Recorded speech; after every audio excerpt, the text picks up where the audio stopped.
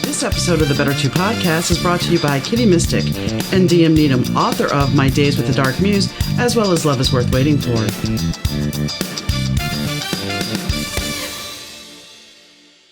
Hi gang, Donna here. Thanks for tuning into the Better 2 podcast. Today's guest is Shari Rowe.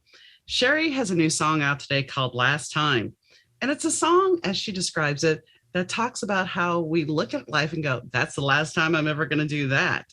So we play it at the end of the show, so stick around for it. Or you can always go download it. But I think you really want to get to know Shari because she's pretty awesome. So check her out. Hi, Shari. How are you doing today? I'm doing great. How are you, Donna? I'm doing great. So you're here because you have some exciting news that you're releasing a new single called Last Time this Friday. Yes, I am very excited. It's release week. It's a good week. And it has been dubbed the Oops, I Did It Again of country music. I like that. I don't mind that at all. It's a fun song. You know, Willie Morrison and I wrote it and it came together so quickly. And it's a little different than some of the songs I've released recently, it's fun. It's fun to put out something that sort of, I think, will catch people by surprise. And that's always a good thing, especially nowadays. You need something to stand out. Yes, exactly. And I think Last Time shows a more just kind of fun side to my personality. As a writer, I tend to really hone in on the heartfelt, sentimental messages, which are very much my foundation, you know, as a person. And I love that. But I think this song will show another side of me. I was looking at your bio and it said that you had picked up your first microphone at the age of 4. Yeah, it could have even been before that, but as long as I can remember, I've been singing and putting on shows in the living room for the family. And not everybody in my family is musical, but a lot of us are. And so we definitely took every opportunity to entertain. So how big a family do you come from?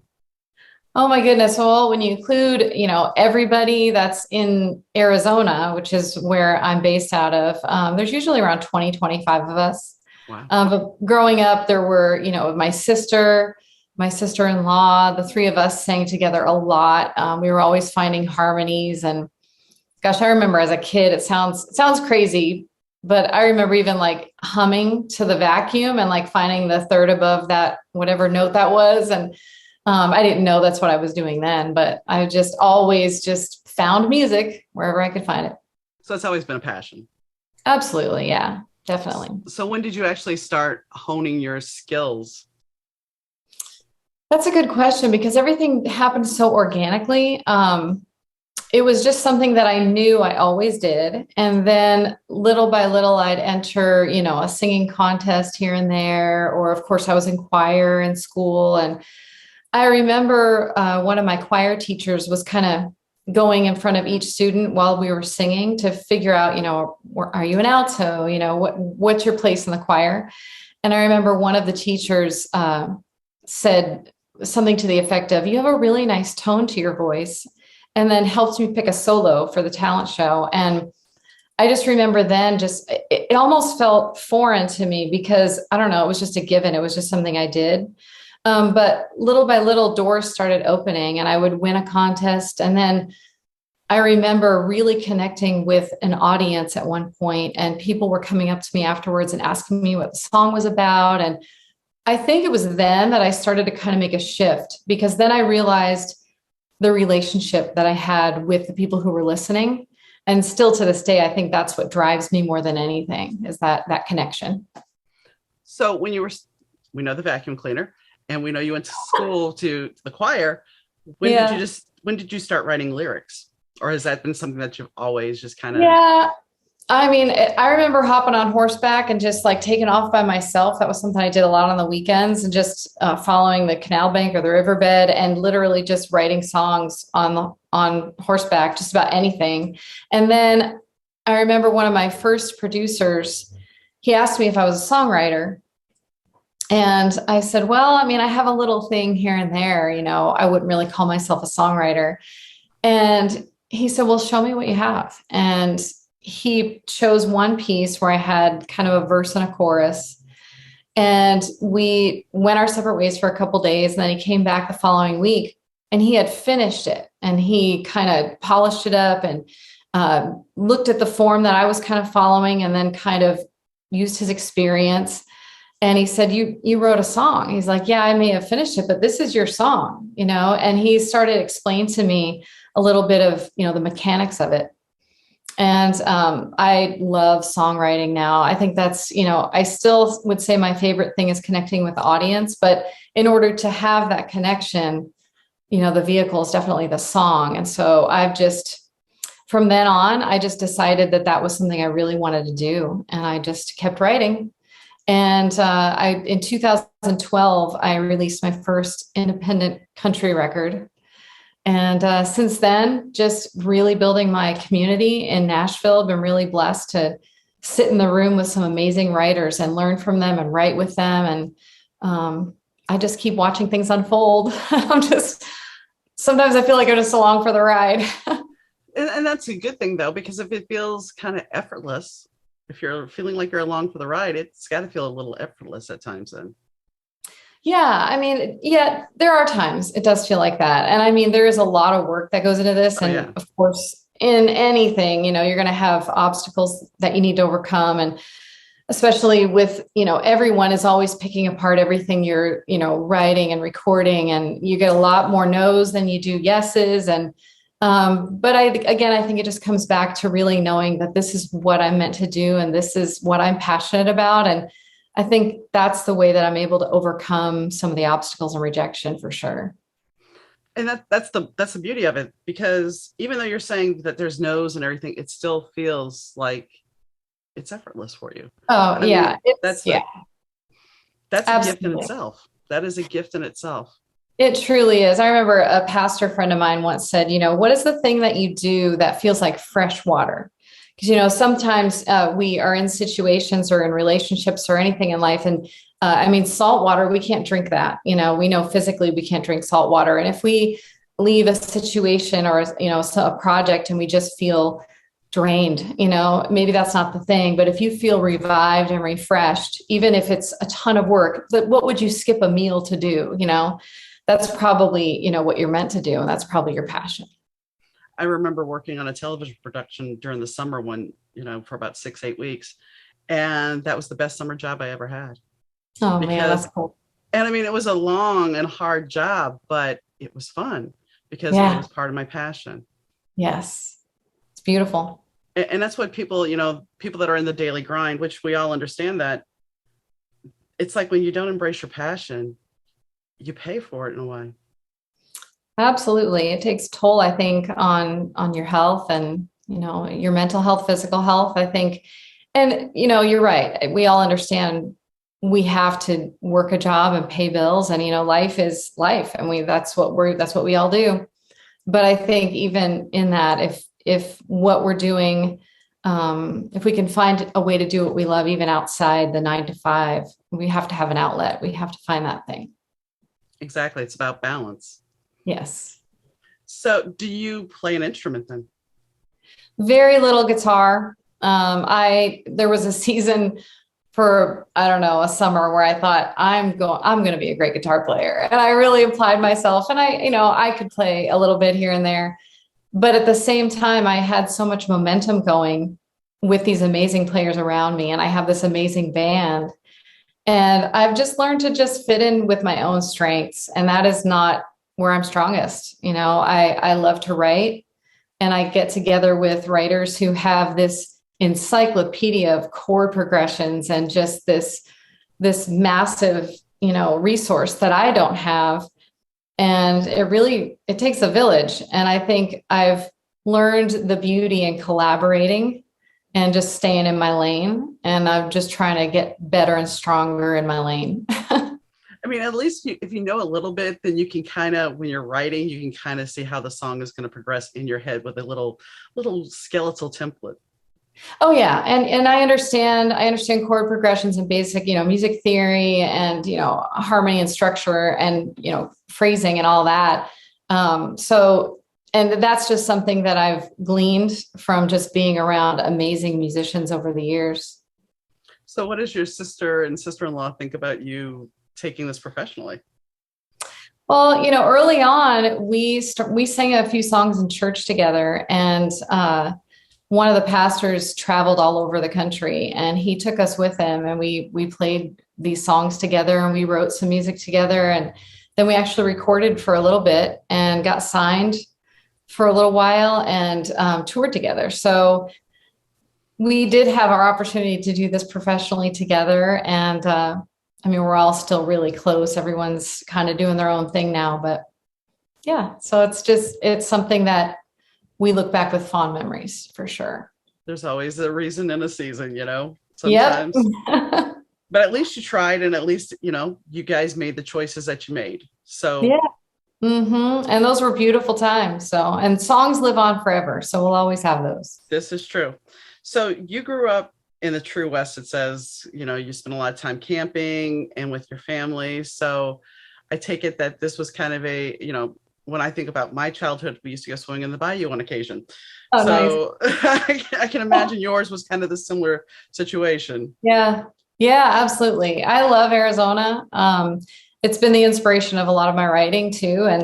And those memories made up, gosh, we still go up to a certain spot up in the White Mountains, about high elevation, because we live in the valley of the sun. And so we're just at the lowest point here in the desert most of the time. But as often as we can, we get up on that mountain. And I've got so many great memories of just, driving old logging roads and trying to, you like to imagine that maybe you're in a place where no one else has ever been, or, there's just such wildlife. And we camp off grid, and, we take a satellite phone for emergencies and just kind of disconnect from everything. And, gosh, we've been riding those logging roads along herds of elk racing next to us, or herds of wild Mustangs. And that is just, man, I just love nature, and Arizona sure knows how to display it. And I'm sure seeing wild Mustangs must be an amazing thing. Oh my gosh, they're beautiful. I mean, learning about, there are certain herds and you can recognize them if you follow them. There's a certain stallion that has however many horses with them every year, and then new babies are born. And so you go up each season, and sometimes you can follow the same herd. Nice. So, and I have to commend you for unplugging. I mean, because some people, when they go camping nowadays, they're still plugged in. They're still got the phone just in case. Yeah. Well, like I said, we bring the satellite phone because it is off grid, and there are bears and mountain lions, and, got to stay safe. But yeah, there's nothing like, I think the worst thing that could happen to me when I think I'm off grid is for suddenly to notice that my phone got signal somewhere. I'm like, no, nope. And that's what I'm getting at. I mean, some people say, oh, well, I'm off grid, but they took their phone, and it's like, you're still texting and you're still playing with it. So you're not off grid. No, I mean, nature is just so healing, and it's, I think we're really meant to spend time truly in nature. And when we take the time to just breathe and really look around and take in the moment, it heals your soul. It brings me so much joy. And that's, there's a lot of power there, which is also, being in nature, I'm sure, is great inspiration for you too, to write. It really is. One of the first songs I wrote on that first project back in 2012 was called Don't Want to Leave. And it's just all about one of our favorite camping spots. And I've written several others that are inspired by that too. Or even if it has nothing to do, if the song has nothing to do with my surroundings, it's just a place to really think and feel and meditate and let things kind of brew, and don't have to rush through. I mean, co-writes are great. In Nashville, we'll schedule them back to back, and we'll get a lot done. Mm-hmm. There's a certain part of it that's formula, and a certain part that's inspiration, and it is work, but it is something special just to kind of let it unfold and breathe and have the time to really just contemplate something that you're writing. And this campground, is this the same campground where your husband and you carved your initials in the tree? It is. Nice. So you said, I mean, for what I read, you've been going there since you were a kid. So I've been going to that particular place probably since I was a teenager. And then before that, we had another place that was up on the Mogollon Rim, Bear Flat. But this one we've been going to for a while. We had my dad unfortunately lost his battle with cancer in 2005, and we had his memorial up there, and he was in the military. And so when I'd go camping as a kid, we'd always have to raise the flag, do the pledge, and just we always left our campsite cleaner than we found it, and just walked the whole thing before we left. And I have a lot of memories, and it was a very special place to him too. And so I think our whole family has really found a lot of peace, at the different times in our lives, going back to that spot. That's awesome. It's awesome that you have a spot that you can go back and connect to. Yeah, it's important. Because I don't think a lot of people connect with things like they used to. Yeah, I think that's true. I mean, I think my mom was always one to, like, if I called her even right now and I just said that I was stressed or overwhelmed with anything in life, one of her go-to things is, you need to just go outside, put your face to the sun, and breathe. And she has given me my love of nature. I mean, she'll notice every flower and every bird, and she still puts little breadcrumbs out for the birds. And it's just, I think she instilled that in our family. And it's, you can see that it has truly helped everyone manage this crazy life, Oh yeah, especially the last few years have seriously been crazy. I'm telling you what, yes, absolutely. Yeah, our backyard was pretty much where we lived during lockdown. I can imagine. So, and I'm sure, have you done any touring before the lockdown, or was that something that you're just a recording artist and touring is not something that you really do? I love going out and playing shows. We haven't been on extended tours, but we've played a ton of shows all around the country, and Poland and Germany. Wow. Scotland. I love traveling, and my husband plays bass in the band. And so we've been there were times when, of course, this wasn't really making much money in the beginning, but we were getting to see these amazing places. And I'm like, if we just get to do this together, do what we love, pay a band, get them, a living doing what they love, and see all of these wonderful places together. I mean, that's pretty cool. Yeah, I mean, being able to travel internationally to do that's pretty cool. That's incredible, because I mean, there's some people that say, okay, I'm a musician and I've played the bars several times and that's about it.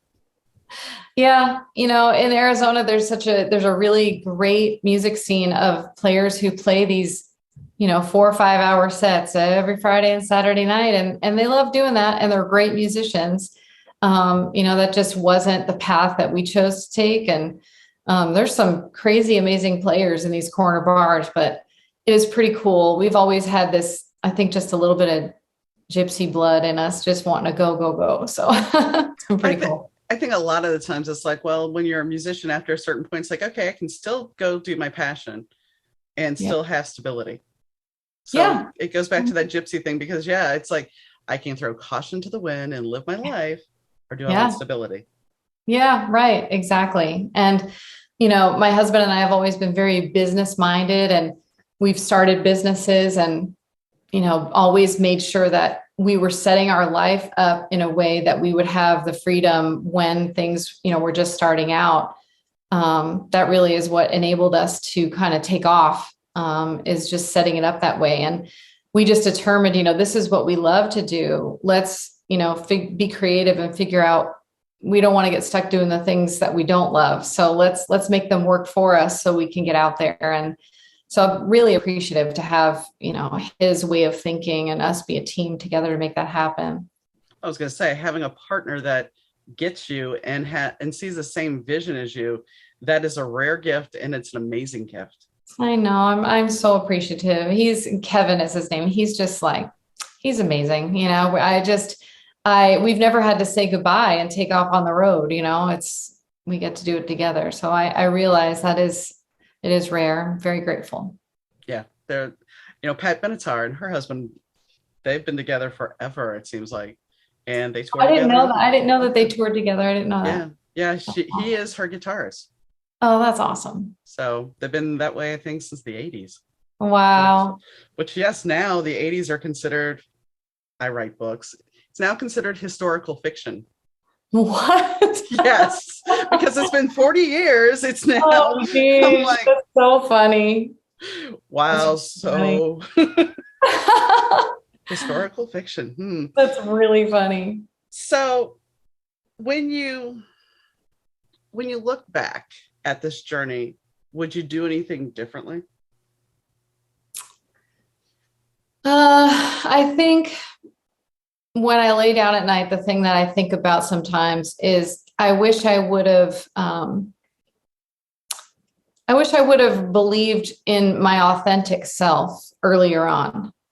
And then if I could have been a little more vulnerable, but I guess that comes with time. I mean, in the beginning, you're trying to figure out what sound should I have, who do I want to emulate, what's selling, and you hear a lot of different voices in the industry. So creatively speaking, I mean, I've always been me in my real life, but creatively speaking on a business level, what I put out there, my whole desire is to really just be more vulnerable in my writing. And I know that those are the songs that I connect to the most. So I think I wish I would have just learned that lesson a little sooner and just went for it, and kind of silenced the voices. I really look up to people who early on in their career have this authenticity that they're able to actually portray and put out there. I think that's a huge advantage. I think a lot of times we get up in our head. We get up with in our head with our own expectations, what other people expect of us. And being in the music industry, you do have a lot of people trying to direct you. Sure. Yeah. Yeah. And some of it is needed and welcomed. But I think, just having the wisdom to know when to just stand your ground for what you think you need to do. And there's power in that by you standing your ground. Yes, absolutely. So are you going to be releasing? I saw that you have several singles on Spotify. Will you be releasing a record or an EP again, or you're just going to do the single thing? Because I know lately that a lot of artists are finding it much easier just to keep the momentum going with their careers by doing the single tracks. That's one of those things where if I have the material that I think speaks like as an EP or a full album, I'm going to find a way to do it. I mean, I understand the idea behind putting singles out, but I don't know. It just seems like in a way, sort of like a fast food mentality. And I think that's the culture that we're in. Everybody loves something, and then it just takes a hot second to go by before they go, okay, what else? And, but in my heart of hearts, speaking of, standing for things, I would love to put together a story, and release the whole story. And I love albums. I think everybody really still loves that whole story. They want to know how one song speaks to the next, and they want to see the whole picture. Right. So I think that's what I would love to do. I mean, we'll see, if the songs are there and we're able to make that happen, I would love to. I think it has a lot to do with, dare I say, the Netflix culture. They drop in a series and everybody's watching it, and then you watch it and it's like, okay, so now what? I know. Yeah. The binge watching, and I've done it, it's like you understand the attraction, but savoring the moment, like just kind of slowing down a little bit would be nice. And I think people do like that when they have the opportunity to do it. So I think there's still an appreciation for a full album. I do too. It's just, I've noticed that several artists, that I've talked to and just watching things are like, well, no, I'm just doing singles because it keeps my career going. I'm like, okay, if that's. And I think sometimes, if you have a team involved, budget wise, like that's obviously like a very slim way to go about it financially. Like you're taking small chances rather than a large chance with a huge budget for a whole album.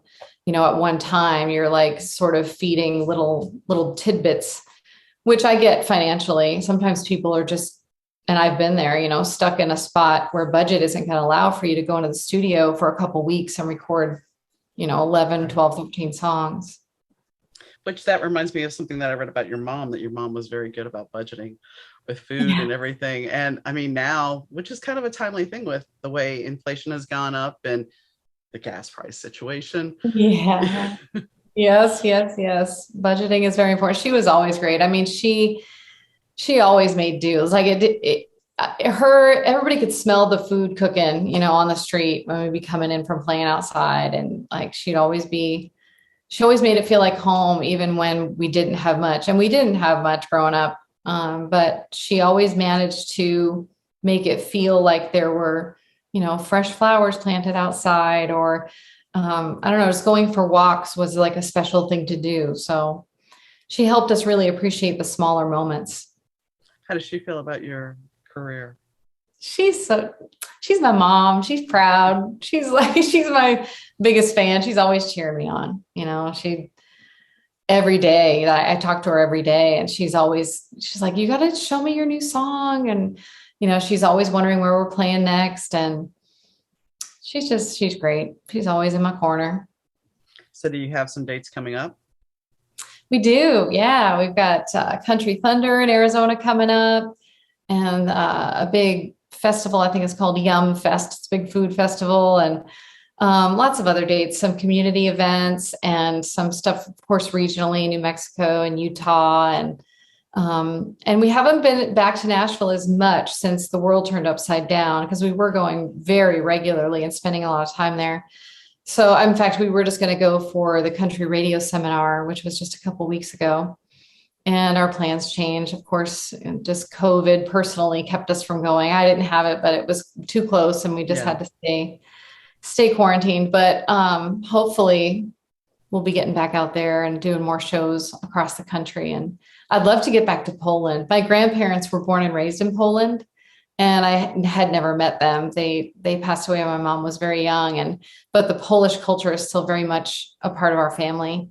And they love country music in Poland, and really? They do. I mean, it was just amazing. And they haven't been really exposed to a lot of country music, and they grabbed on right away. I've got some really great fans out there, and they dance. I mean, there's a lot of joy, through music out there. And so that's something I would definitely like to do now that everything's opening up again. I'm pretty sure it must be an amazing experience for you to be in a foreign country where English is not necessarily the language, and then hear them sing along with you. Yeah, it is amazing. And music is universal. And if someone, loves what you're doing musically, they connect to it, the language barrier just kind of drops. They just, they grab on, and there's so much emotion that's displayed, through every song, and they understand the feeling. And so it's a beautiful thing. Plus I love Polish food. So I love it that you can walk down the street and there's just a sign, instead of like a pizza slice and a Coke, it's like a Coke and a pierogi. That's just like a big sign. You should come to Chicago. There's pierogies here. Right. There's the international hub in Chicago. That's amazing. All sorts of different food. And then, I didn't even know about pierogies really until I moved to Chicago. And yes, wow. That's the big thing here. Oh yeah. Good stuff. It is. So when do you think you're going to return to Nashville, and what's your long-term plans for being in Nashville? I mean, do you want to play the Bluebird? I know you want to play the Grand Ole Opry, of course. Absolutely. Definitely would love to play both of those, Bluebird, Grand Ole Opry, the Ryman. Yeah, I think we'll be back in Nashville at least by the summer or the end of summer. I know CMA Fest, we'll see what's happening with that. I haven't heard, what COVID has done with that yet, but we'll be back there soon. I mean, I am craving a really good co-writing week. I just want to see all my writers in person and like write with them and just have that feeling and that connection. So it'll be soon, I'm sure. And I can feel it in the air. I don't know what it's feeling like in Chicago, but it's like here, everything is starting to feel more like it used to. I mean, things are opening up and the calendar's getting filled with dates, and I'm just hoping and praying it just keeps going in that direction. It seems to be. I mean, it seems like that's going across the board at this point. So I have a really silly question. Okay. Did you ever watch the show Nashville? A little bit. It's so funny. We had this ongoing joke with our lead guitar player for a while because I would catch a few episodes and I got sucked in for a little. It was, some great storylines, and it was interesting to see, how they were, how accurately they were portraying the culture and that kind of thing, and looking to see if I knew anybody that was behind the scenes and that kind of stuff, in the crowd. But my lead guitar player was full on into that show for so long. So every show, every band practice, we would just ask him, so what's happening on Nashville? So it was like his soap opera. So I kind of got the highlights from him. I did watch it and it was good. And I have to ask, so how realistic was it? I think some of it was, I mean, there's struggles in songwriting and there's struggles with, your career and what's happening with labels. And there's always, I mean, there's going to be drama, but I think that was a lot of drama. I mean, I think, like any soap opera, I think it checked the boxes for a soap opera for sure. Yeah.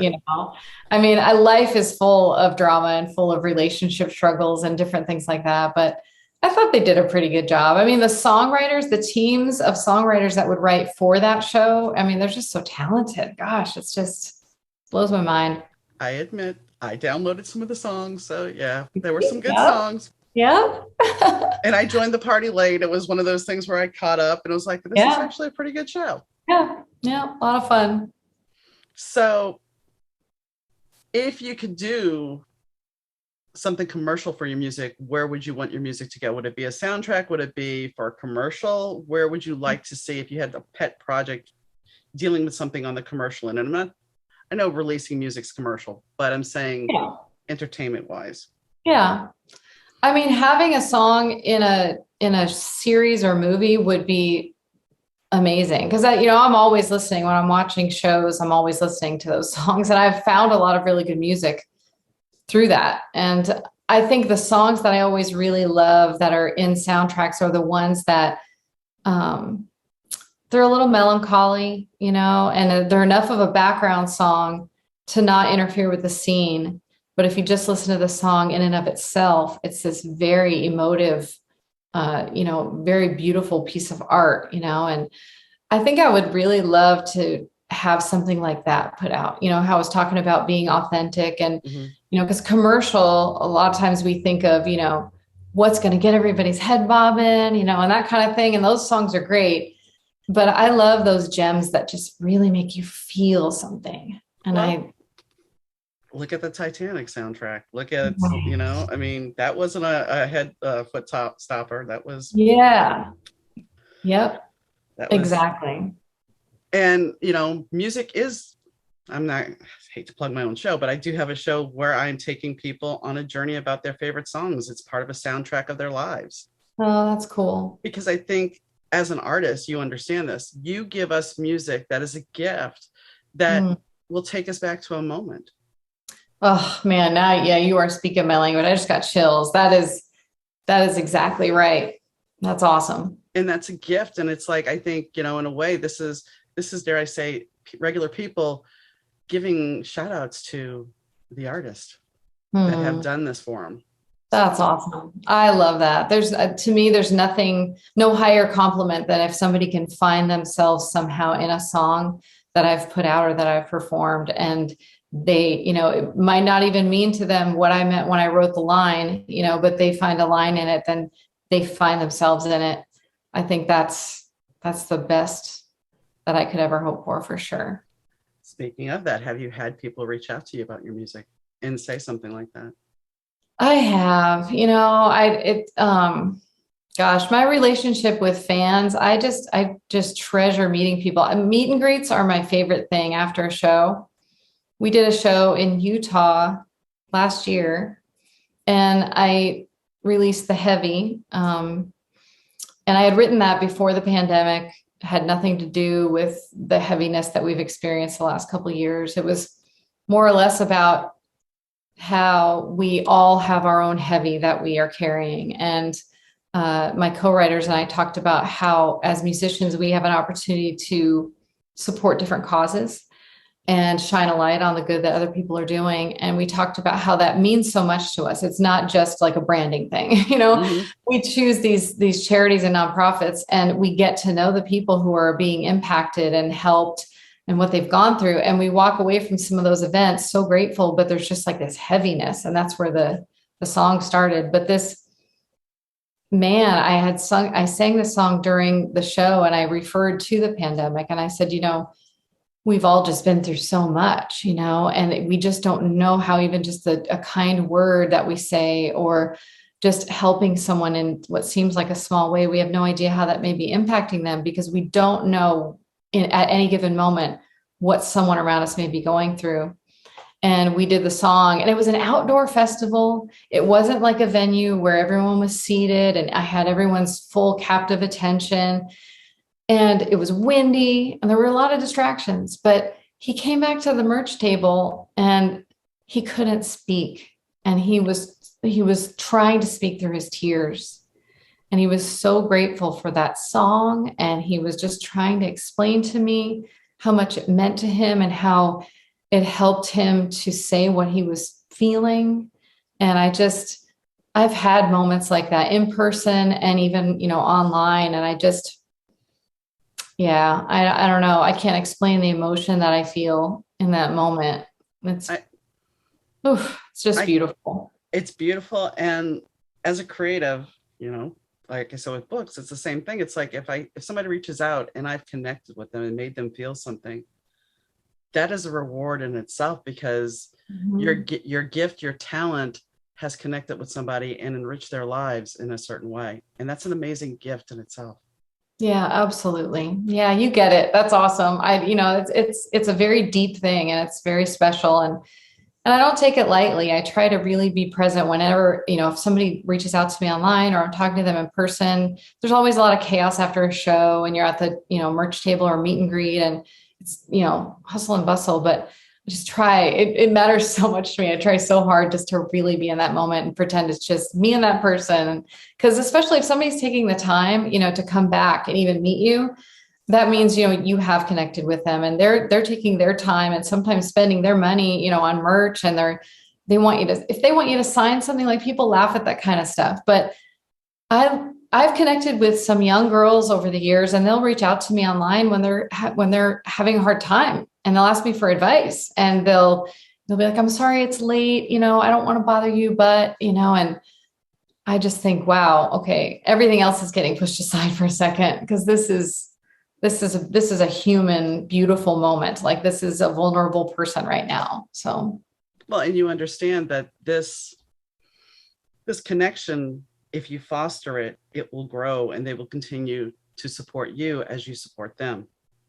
Yeah, absolutely. That's the best way. I mean, if I can invest in people through this, has always been my focus. That needs to stay my focus, because, at the end of the day, that's what matters the most to me, and people say, "Oh, I couldn't do this without the fans," but we can't say that, that's not flippant. Like, that's the reality. And the thing is, the more you appreciate the fans, the more your fans are willing to stick around. Yep. That is the truth.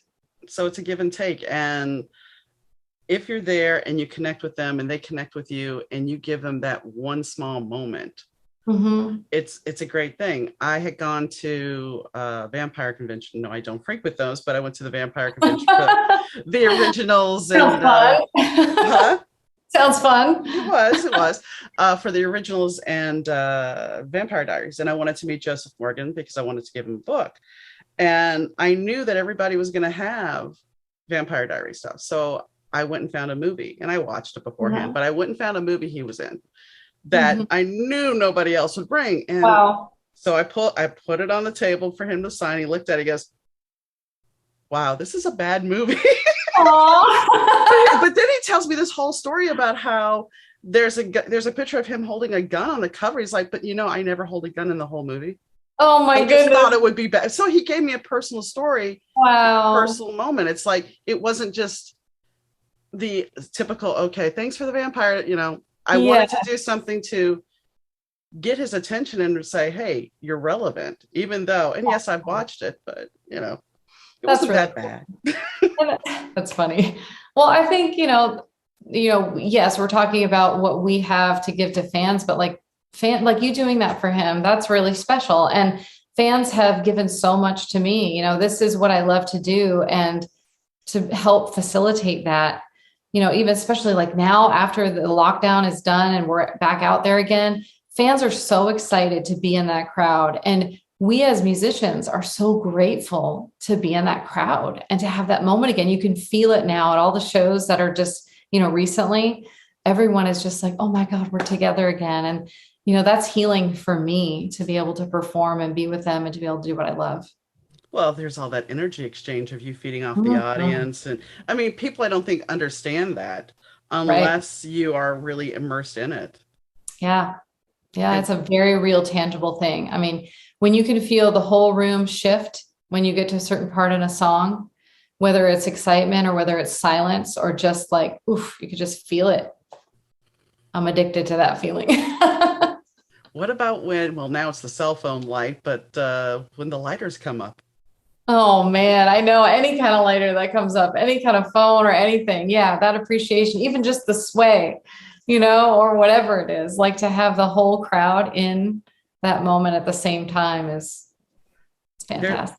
there's power in it. There is Mhm. so much power in it. It's not a vindictive power. It's just this overwhelming sense of love. It really is. It really is. It's joy, it's love, it's unity, it's community. Yeah, it's like everyone's together and you can make friends in a crowd so quickly. It could be somebody that you would have never met. And pretty soon you're like singing along and dancing with people and everybody's raising a glass and you're making memories with people you've never met before because it Yeah, brings everybody together. yeah. One of my best friends I met because she won a trip to Live Aid, and so did I. Our friends Oh, did, yeah, and I mean, we met. And we're still friends to this day. I love that. So yeah, That's music, awesome. music can bring us together. Absolutely, 100%. Yes. So, how would you describe this song that we're going to talk, that we're going to play in a few minutes last time? How would you really describe it when you sit down and if you had to explain it to somebody? Well, everyone knows me for my sentimentality and, everything that we've been talking about. And this is just fun, tongue in cheek, off the beaten path when it comes to what I've put out previously. And I hope it's going to show fans just kind of the fun, quirky, jokey side of who I am because I love all this deep stuff. That's where I live, But man, we everybody in my family, my band, we're all just, crazy, have a great sense of humor and all that. And that's what I want fans to take away from this because we all can relate to, oh man, I'm going to take a chance. Let's do it. Let's do it. And then it's like, uh-oh, maybe I shouldn't do that again. Yeah. However it turns out. And of course, the storyline in this song is a little over the top, but we all can relate to that. Man, I don't think I'll ever do that again feeling. But it kind of has like a pop country feel, which is something I haven't put out necessarily. And it was so perfect for this song, though. Willie and I wrote the song and we were laughing while we were writing it.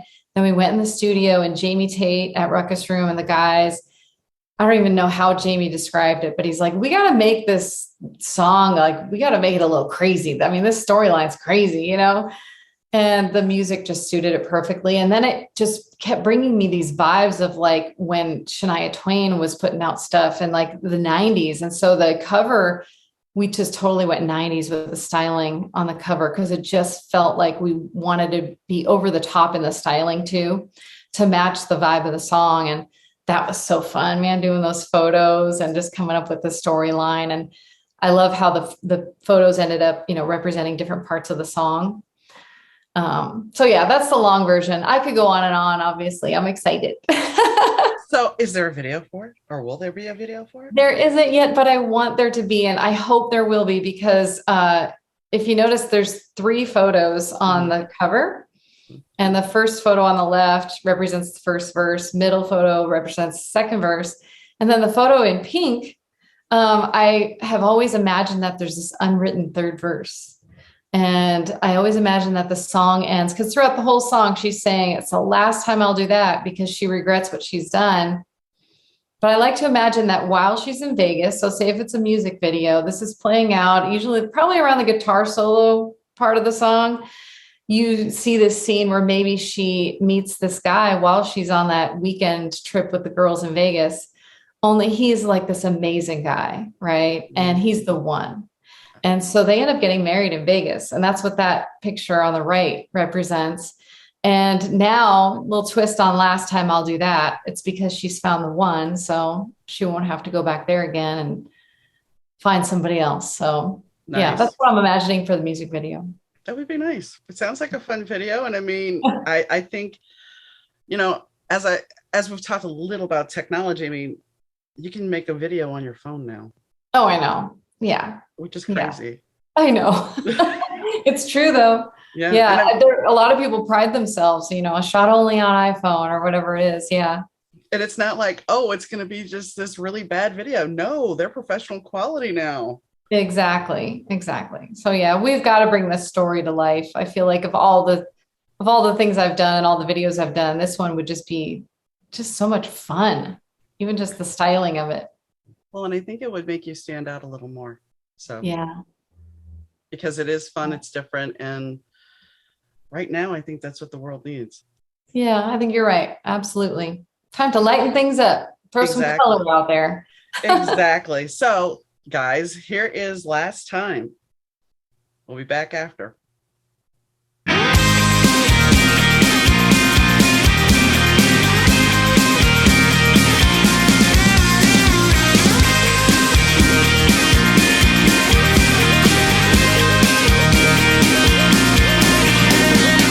It was enlightening out on a Monday.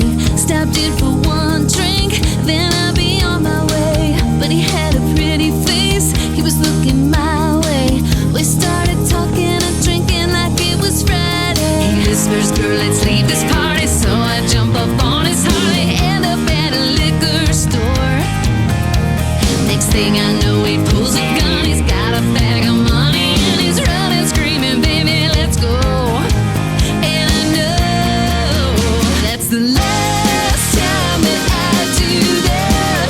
The last time that I do that. That's the last time that I do that. Oh, last time that I do that.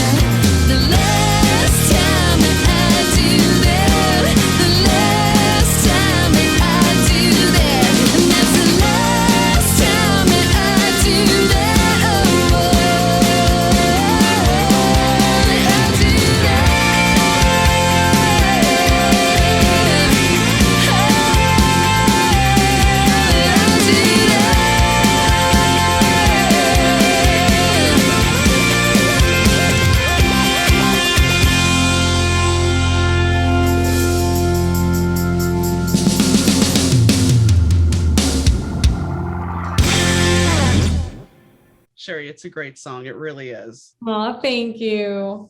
And I hope that you have a huge success with it. And I hope we get to see a video.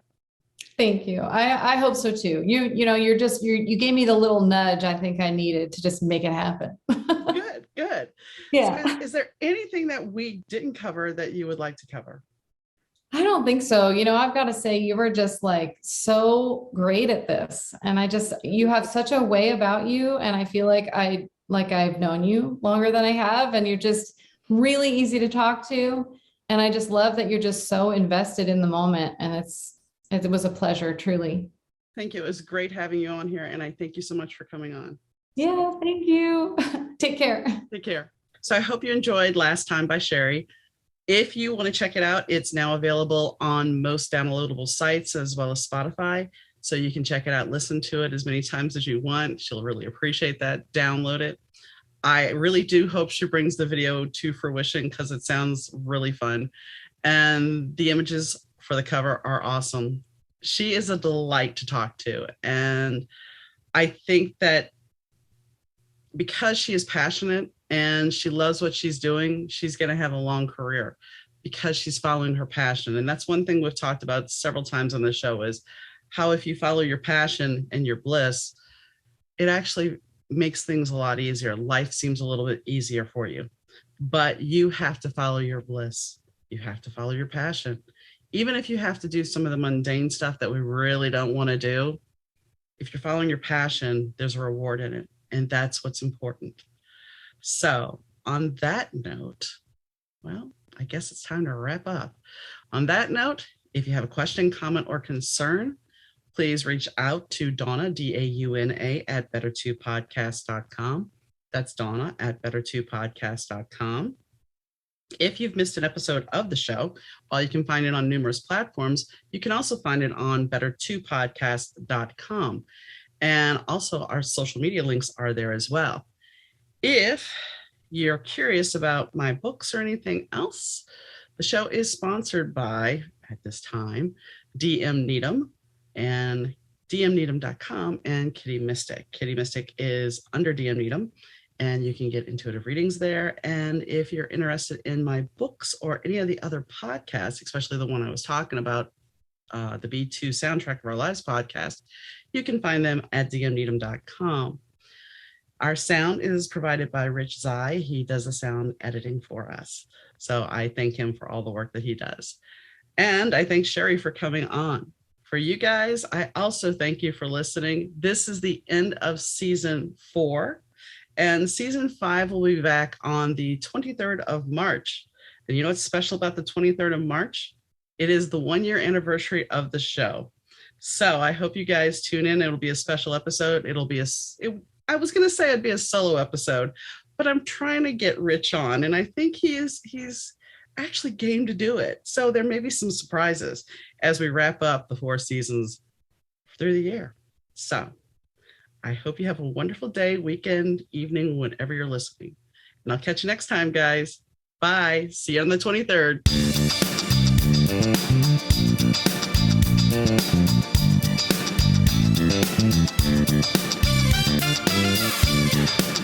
The Better 2 podcast is mixed, edited, and produced by Rich Zai of Third Ear Audio Productions.